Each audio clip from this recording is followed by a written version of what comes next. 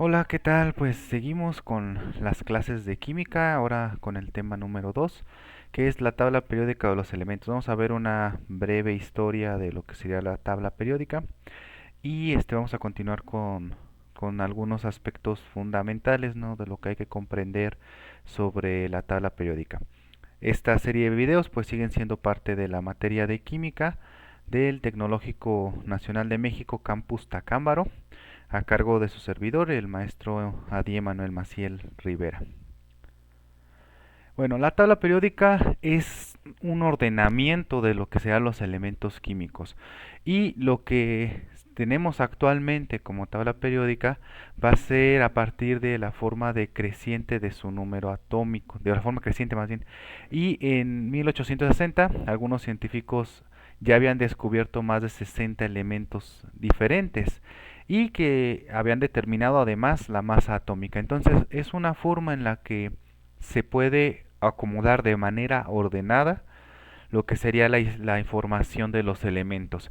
Y ha sido una forma muy bien pensada para poder tener muchos datos en uno. Bueno, vamos a ver más adelante cómo se acomodaron y cómo fue que fueron ideando este acomodo de la tabla periódica que conocemos actualmente.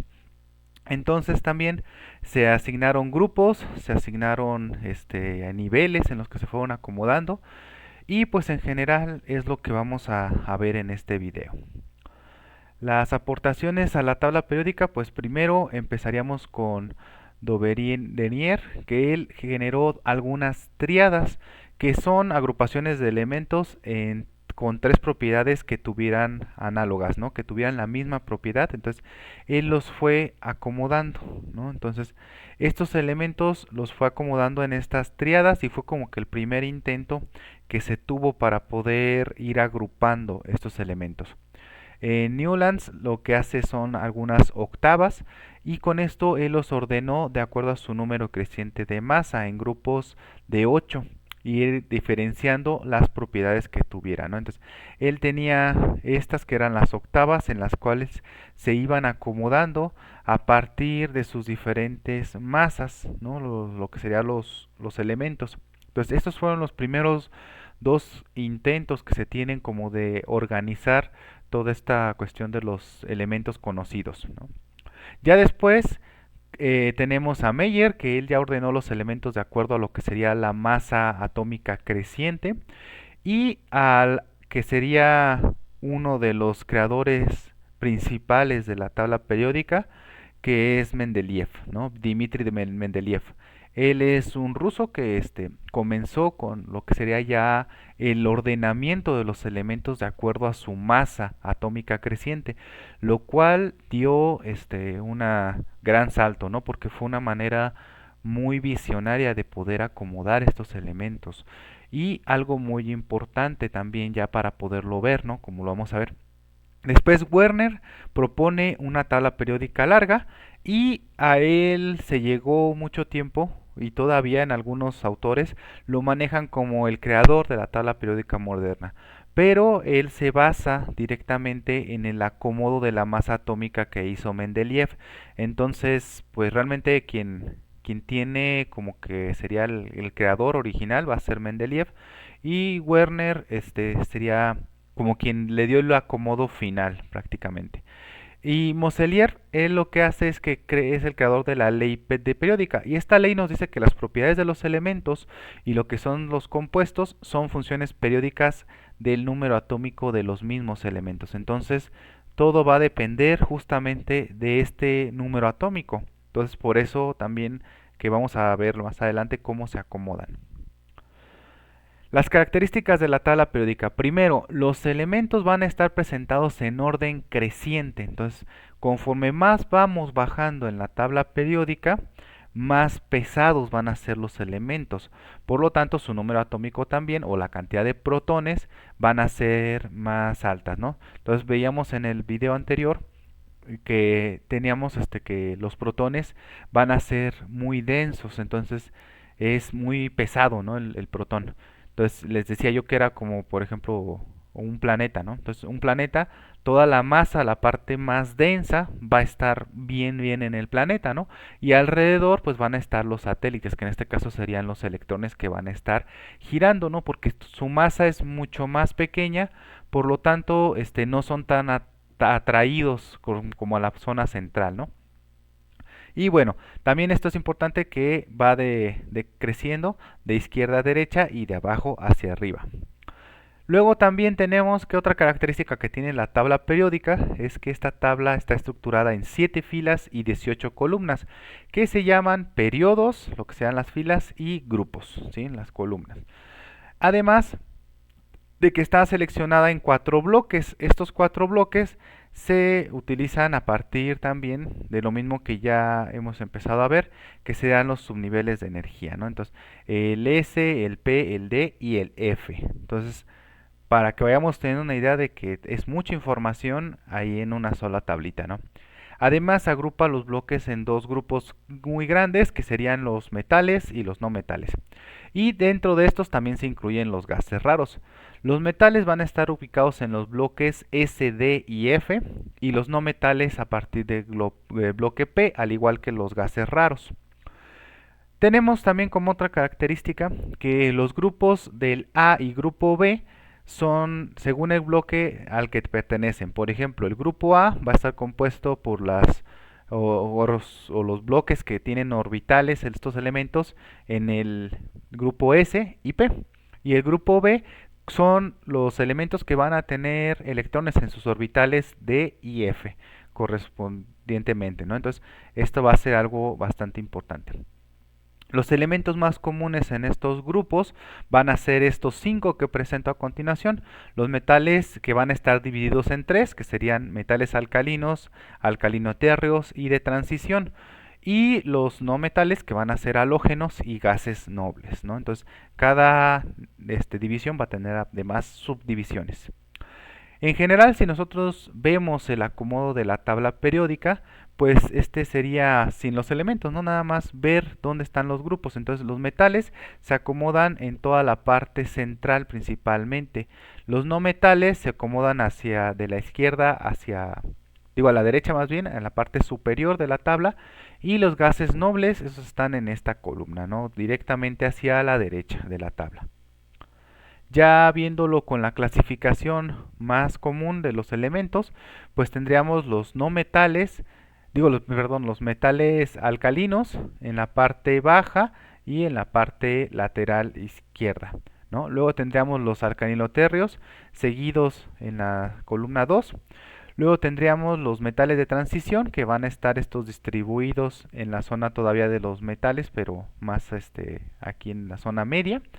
Halógenos y gases nobles, pues igual se van a mantener en esta sección de acá, de este lado, ¿no? Si vemos por los que serían los periodos, vamos a tener también, o los grupos, vamos a tener lo que sería el grupo S, que va a estar en esta zona, que si los vemos, pues van a ser los metales más ligeros, ¿no? Que van a tener el D en la parte central, los que tienen sus electrones en el orbital P, o en el último va a ser estos, ¿no? Y los del F van a ser estos de abajo, ¿no? Los que serían ya los lantánidos y los actínidos, que van a ser parte de las tierras raras, que es algo bastante importante, ¿no? Y que nos puede también servir mucho más adelante, ¿no? Para hacer algunos cálculos, esta parte de las tierras raras. Entonces, ya viéndolo más completo, pues este sería el orden que vamos a tener, ¿no? Los metales reactivos es otra forma de poderlos ver, los metales de transición, otros metales, los no metales y los gases inertes. Y de este lado, en la parte de abajo, los metales que son considerados como tierras raras, ¿no? Entonces aquí tendríamos la configuración electrónica. Si recordamos y vemos, aquí por ejemplo estas serían cómo estarían las configuraciones electrónicas. A partir de aquí estaríamos en el subnivel S, luego en el subnivel D, que sería toda esta parte del bloque más como color carne, lo que sería el bloque P, que sería más como amarillo, y bueno, en la parte de abajo el bloque F. Entonces, si vemos la forma en la que se ha acomodado la tabla periódica, es bastante inteligente porque nos está dando mucha información en un espacio muy reducido, ¿no? Entonces, además de que la cantidad de elementos que tenemos pues son bastantes, ¿no? Entonces, poder agrupar esto y poder tener ese nivel de comprensión sobre esta parte, pues es un avance científico muy importante, ¿no? Y bueno, ¿qué propiedades vamos a tener en lo que sería la tabla? O sea, ya vimos cómo podemos interpretarlo, generalidades, que de hecho todas estas generalidades cuando compramos una tabla periódica, si tenemos la curiosidad de nosotros leer todo lo que viene atrás, que es muchísimo texto, ahí nos dan muchas especificaciones, ¿no? De qué y qué nos van a indicar y vienen bastante claras. Entonces es importante también dar una leída a toda esta parte de atrás para que comprendamos qué es lo que nos está indicando la tabla periódica. Porque esta tabla tenemos que saberla interpretar de manera correcta para nosotros también poder ver las propiedades justamente de los elementos. Entonces, las propiedades periódicas. En estas, pues bueno, las propiedades físicas y químicas de los elementos van a variar con regularidad periódica cuando se ordenan estos de forma creciente a su número atómico. Entonces, ¿a qué se refiere a que van a ser? Pues que van a ir variando con un periodo de tiempo, ¿no? O en este caso con un periodo de regular, ¿sí? Eso es algo importante. Y las propiedades periódicas van a ser la configuración electrónica, la energía o el potencial de ionización, la afinidad electrónica, la electronegatividad, etcétera, ¿no?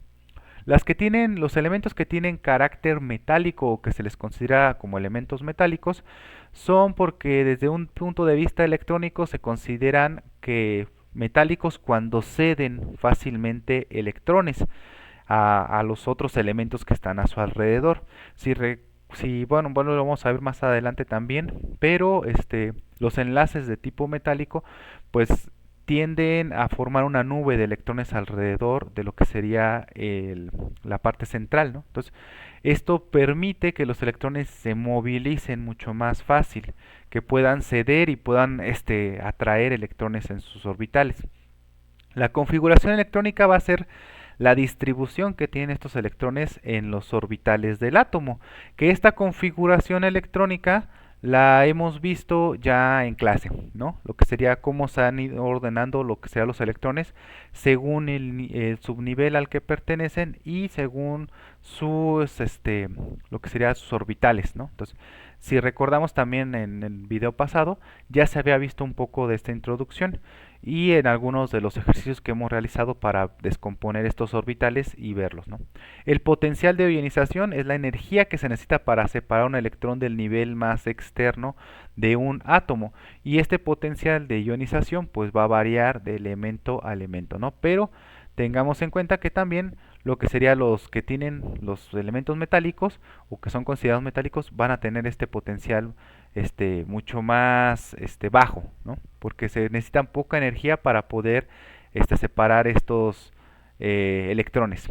Ahora, la electronegatividad es la tendencia que tienen los átomos de ganar electrones y los no metales son muy electronegativos, al contrario de lo que los metales, ¿no? Entonces, ¿a qué se refiere esto? Si dice, puede ser que suene de repente contradictorio, ¿no? Porque dice que es electronegatividad.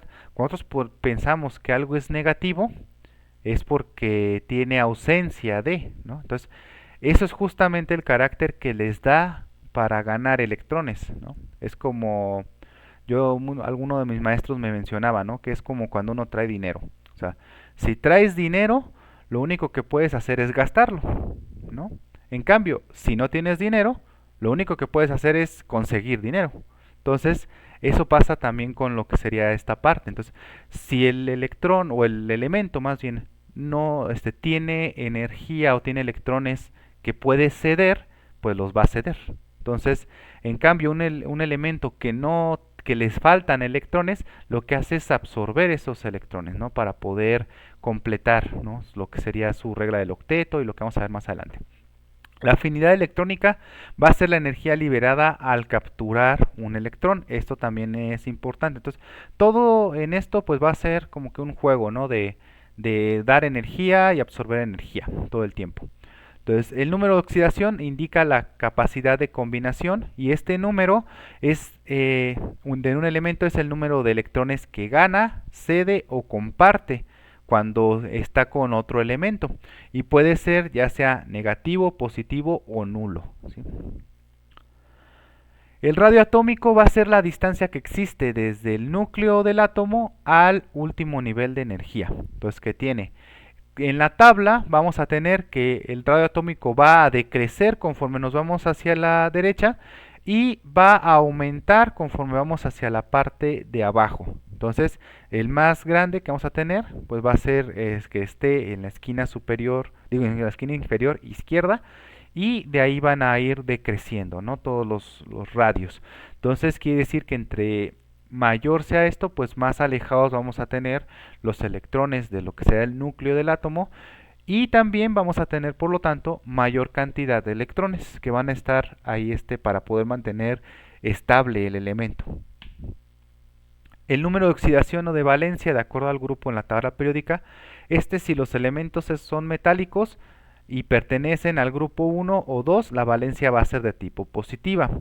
Y los metales tienden a donar sus electrones. Si el elemento es un no metálico, tiene una valencia negativa, que corresponde al número que falta para completar el 8, ¿no? Que sería la parte de la regla del octeto. Y los no metales tienden a aceptar estos electrones, ¿no? Entonces, por ejemplo, de la tabla periódica del grupo 1 tienen valencia 1 y los del grupo 2 tienen valencia 3 y ya lo que sería el grupo 5 y el grupo 6 van a tener valencias negativas. Entonces, ¿estos qué quiere decir? Esto quiere decir que los primeros, o sea, el grupo 1, el grupo 2 y el grupo 7 van a poder, no, perdón, nada más serían el 1 y el 2, van a poder ceder lo que sería electrones, ¿sí? Y los demás, los del 5, el 6 y el 7, pueden absorber esos electrones.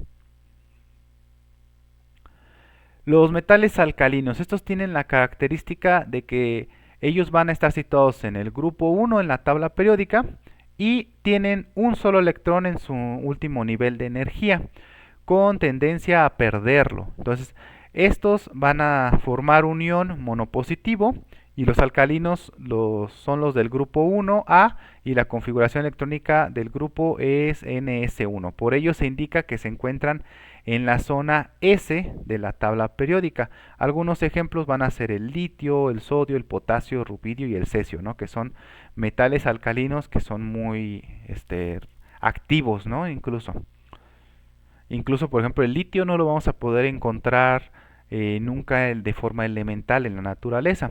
Siempre lo vamos a encontrar como un óxido o como una sal, formando parte de la sal. Entonces, esto justamente porque es muy reactivo, por esta tendencia que tiene de ceder esos electrones. Las propiedades que tienen bueno, pues aquí lo tenemos muy reactivos, se encuentran siempre en compuestos como óxidos, haluros, hidróxidos, silicatos, y no están en estado puro ninguno de estos. Son metales blandos, ¿no? Y pueden ser rayados, pueden ser... aquí esta parte es importante, no hay que confundir lo que sería el que sean la tenacidad con la raya, ¿no? Entonces, la tenacidad es la fuerza, por ejemplo, que ponen a algunos minerales o algunos elementos a ser rayados como tal. Entonces, no quiere decir que si un elemento es muy tenaz, o sea, que se impide ser rayado, que sea duro. No tiene mucho que ver. O sea, entonces una cosa con la otra. Por ejemplo, el diamante es uno de los minerales o es el más duro ante la tenacidad, o sea, o el más resistente a ser rayado. El diamante solo se puede rayar con otro diamante. En cambio, si un diamante se cae, es muy frágil, se puede hacer pedazos, ¿no? Entonces, esa es la diferencia, o sea, entre que sean duros o que tengan dureza o resistencia el mineral como tal o el elemento, a que sean tenaces, a que sean resistentes a ser rayados. Y bueno, los metales alcalinos tienen un gran poder reductor y entre ellos pues puede conservarse, o sea, o tienen que conservarse en aceite mineral o gasóleo, porque por esta reactividad que tienen van a poder reaccionar muy fácil con el oxígeno, incluso o con el vapor del agua atmosférico. Y esos metales además son de baja densidad y son coloreados y blandos, ¿no? En disolución acuosa muestran propiedades básicas obtenidas de los protones del agua y en disolución con amoníaco van a teñir la solución de un color azul muy intenso y son capaces de conducir la corriente eléctrica, ¿no? Los metales alcalino-térreos, estos van a ser del grupo de los metales que se encuentran situados en el grupo 2 de la tabla periódica y son el berilio, el magnesio, el calcio, el estroncio, el bario, el radio y este último no siempre se va a considerar porque tiene un tiempo de vida bastante corto, lo que sea el radio. Y el nombre de alcalino-térreo proviene del nombre que reciben sus óxidos, que serían tierras y que contienen propiedades básicas alcalinas, ¿no? Entonces, estos poseen una electronegatividad de 1.3 según la escala de Pauling. Las propiedades son que tienen configuración electrónica ns2, van a tener por lo tanto dos electrones en su último nivel, tienen baja energía de ionización, aunque son alcalinos del mismo periodo y tienen menor densidad que en el grupo. A excepción del berilo, forman compuestos claramente iónicos, son metales de baja densidad, coloreados y blandos, y la solubilidad de sus compuestos es bastante menor que sus correspondientes alcalinos, ¿no?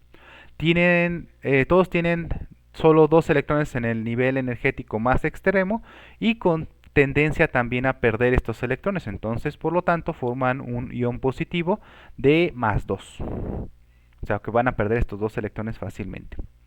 Junto con los metales y los no metales, estos metaloides o semimetales, bueno, esto ya estaríamos en la parte de metaloides, que comprenden una de las tres categorías de elementos químicos y van a tener una clasificación de acuerdo a las propiedades de los enlaces y ionización, ¿no? Sus propiedades son intermedias entre los metales y los no metales y no hay una forma inívoca de distinguir los metaloides de los metales verdaderos, pero generalmente se diferencian aquellos metaloides que son semiconductores antes que los conductores. Entonces estos metaloides ya estarían como en una zona de transición, o sea, tienen características propias de los metales, pero como vemos tienen menor conductividad. Entonces esto también los orilla un poco ya hacia los no metales, entonces estarían como que en esta zona intermedia. De ellos pues serían el boro, silicio, germanio y arsénico. Dentro de la tabla periódica los metaloides se encuentran en línea diagonal desde el boro hasta el polonio y estos elementos se encuentran encima de la derecha que son no metales y los que se encuentran debajo de la izquierda son metales. Entonces esta es la característica que tienen, ¿no? Están justo en la zona de transición entre metales y no metales. Son elementos que poseen generalmente 4 electrones en su último orbital y el silicio, por ejemplo, es un metaloide ampliamente utilizado en la fabricación de semiconductores para la industria electrónica, ¿no? Como rectificadores de diodos, transistores, circuitos integrados y algunos monoprocesadores, ¿no? Entonces, el silicio incluso se utiliza mucho, por ejemplo, en las baterías. También tenemos algunos que son de silicio y en los conductores de nuestros celulares, de nuestras computadoras, también pues ahí está muy presente, ¿no? Además de que es un elemento muy abundante en la corteza terrestre. Junto con los metales tendríamos también a un lado, ya después de de los anteriores, que serían los metaloides, tendríamos entonces los no metales. Estos, los no metales comprenden una de las tres categorías principales, siendo la clasificación de acuerdo a las propiedades de enlace e ionización, ¿no? Estos tienen una alta electronegatividad, por lo tanto no van a ceder electrones, al contrario, van a recibir electrones ellos. Por lo que, bueno, también los metales, excepto el hidrógeno, van a estar situados en la tabla periódica en los elementos en el bloque P. Entonces el único no metal que no está en este bloque va a ser el hidrógeno. Y de este bloque, excepto los metaloides y generalmente los gases nobles, se consideran todos como no metales. Y en el orden del número atómico tendríamos el hidrógeno, el carbono, nitrógeno, oxígeno, flúor, fósforo, azufre, cloro, selenio, bromo, yodo y el ostato. Entonces, el hidrógeno normalmente se sitúa encima de los metales alcalinos, pero se comporta como un no metal. Y un no metal que puede ser incluso como un aislante o semiconductor de la electricidad. Los no metales suelen formar enlaces iónicos con los metales y ganan electrones o enlaces covalentes con otros no metales compartiendo electrones. Entonces ellos nunca van a ceder por completo los electrones, o ya sea que los compartan o ganan electrones, pero no van a cederlos por completo. Y sus óxidos son ácidos. Los no metales forman la mayor parte de la Tierra y especialmente las capas más externas, y los organismos están compuestos en su mayor parte por no metales. Algunos no metales en condiciones normales son diatómicos, y en el estado elemental pues tendríamos el hidrógeno, que por ejemplo siempre lo vamos a encontrar como H2, el nitrógeno, el oxígeno, el flúor, el cloro, el bromo y el yodo. Esto es también porque entre ellos pues se estabilizan de esta forma, ¿no? Para poder tener sus orbitales completos. Los no metales tienen las propiedades de que no tienen lustre, o sea, no brillan una vez que se ve de forma elemental. Tienen diversos colores, los sólidos suelen ser quebradizos y algunos son duros, entonces igual lo que decíamos, la dureza. Entonces que esto sería ahora sí que qué tanto resisten ante una fuerza, ¿no? Entonces, y algunos otros son blandos. Son malos conductores tanto del calor como de la electricidad, y la mayor parte de los óxidos no metálicos son sustancias moleculares que forman soluciones ácidas. Tienden a formar aniones, por lo tanto son iones negativos, u oxianiones, ¿no? En alguna solución acuosa. Usualmente son menos densos que los metales y no brillan. Esto también es otra característica que tienen los metales. Entonces, y que los monometales pues nos sirve mucho para poderla diferenciar. Los enlaces químicos, vamos a ver nada más una pequeña introducción, ya en el siguiente video va a ser ya más lo que sería completo esta información, pero estos forman un compuesto de dos o más átomos que deben reaccionar mutuamente. Entonces, para que se dé un enlace químico, estos tienen que interaccionar, ¿no? Y tienen que ya sea alguno compartir electrones con el otro, alguno ceder, y ya vamos a verlo más adelante. En una reacción química solo los electrones de los niveles exteriores van a interactuar. Es por eso también que nosotros buscábamos los electrones de valencia en algunas de las actividades de la clase, ¿no? Porque justamente estos electrones que van a estar en el último nivel de energía van a ser los que van a interaccionar. Los demás no, los demás se quedan en sus niveles y ellos no se arrancan o no se pueden mover de ahí, como quien dice. Los electrones de los niveles exteriores se llaman electrones de valencia, justamente como decíamos. Entonces es importante que recordemos esto, qué son los electrones de valencia.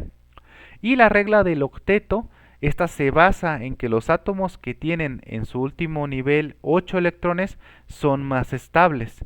Y de hecho esto lo vemos en la naturaleza, ¿no? Y lo vamos a comprobar más adelante ya con la presentación propiamente para ver la estabilidad de los enlaces. Y de esta manera todos los átomos tienden a tener 8 electrones en su último orbital, ¿no? Entonces, aquí por ejemplo tenemos algunas moléculas que son no polares o covalente puro. Entonces, aquí su diferencia electrónica pues va a ser de cero. Entonces, por ejemplo, el hidrógeno y el cloro, ¿no? Que ya por estar con esas moléculas se cierra el último nivel de energía, se completa y entonces ya, pues, ya no pueden ni recibir ni dar, ¿no? Las moléculas polar covalente, en estas pues tenemos que va a haber un balance, ¿no? Aquí en este caso. Y también tenemos los compuestos iónicos, en los cuales pues se puede absorber electrones de un elemento a otro, ¿no? Pero la desventaja, por ejemplo, con estas es que se pueden dividir muy fácil. Aquí, por ejemplo, tenemos el cloruro de sodio, que esta es la sal común. Y estos, normalmente los compuestos iónicos van a ser solubles en agua. Entonces, se ocupa muy poca energía para poder separarlos y ya que se reintegren, ¿no? Entonces, esa es una característica que vamos a tener. Aquí está la bibliografía y pues los datos de contacto. Entonces, pues seguimos todavía con algunas clases más adelante. Vamos a estar trabajando todavía unando más un poco en estos temas, ¿no? Y pues me despido. Nos vemos a la siguiente.